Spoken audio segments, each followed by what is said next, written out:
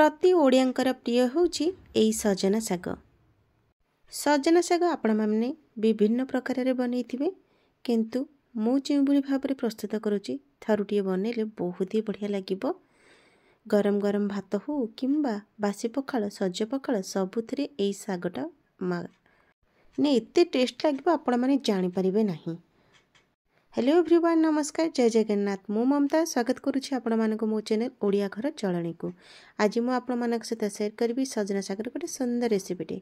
प्रथमे देखो एठी मो पाखरे अछि सजना शाग। चलंतु आकु केमिति खूब कम समय रे बाछिबा मु आपण मानक सहित शेयर करबी।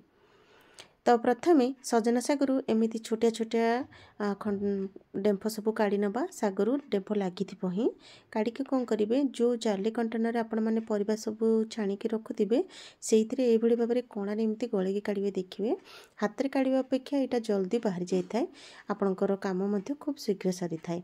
शाग बाछिबाटा सब लेट होता है। सजना शाग साधारणतः से थाए सब आमर डिंब थाए कि पोक पोक जहाँ थाए, तो ताकू टिके बाछिया को पड़े। आप प्रथम एमती काढ़ीदेवे तापर बाछिबे ठीक हम। आज मुझे नहीं कषि कखारु बोईतालु आपण मैंने कौन कहती या।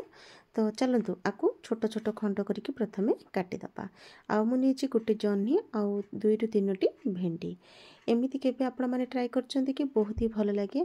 बेले बेले शाग को मुग न पकेकी एमती कले बहुत ही भल लगे। तो ये देखो मुझे सब छोट छोट पीस करके काटिदेली। भेंडी को अलग रखीदेली। ये 2ଟି पियाज को चुन चुन कर काटिक रखीदेली और रसुण टिके छेचिदेली। कड़ाई देदेली सोरिष तेल, सुखिला लंका आउ सोरिष फुटण रे पान मधुरी टिके और कला जीरा टिके देदेवी। तो जिते बड़े भल भाव में फुटीज रसुण छेचा को ऐड करदे। रसुण छेचा देदेबा लो टू मीडियम हिट ताको भाजी जीवा भल भाव में। तो ये देखो पनीपरिया जो काटिक रखी पियाज सहित ही मुझे देदेवी। प्रथम जिते बड़े पियाजटा पकईदेवा, पियाजटा टिके पोड़ीगला भाई होता है। आपण मैंने सेमती भी करेंगे, किंतु एमती थे ट्राए करूँ बहुत ही भल लगे। तो सब पकईदेवा पनीपरिया सब पकई सारिकी ताको भाजी नबा। आउ छोट टमाटो गोटे ऐड करवा।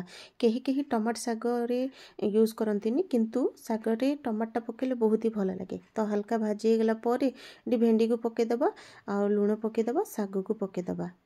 आउ एमती करने द्वारा टमाटो पकड़ा द्वारा शागटा टेस्टी लगी था। थे ट्राए करूँ।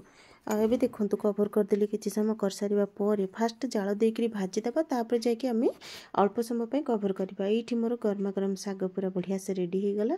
चलतु आपको पखाल भात सहित खाइले बहुत ही बढ़िया लगे। आपण मैंने सब केम कौन बनाते निहाती भाव कमेंट जनातु। ये रेसिपी को फुल वॉच करूँ। रेसिपी भल लगे like, comment, share and subscribe my channel.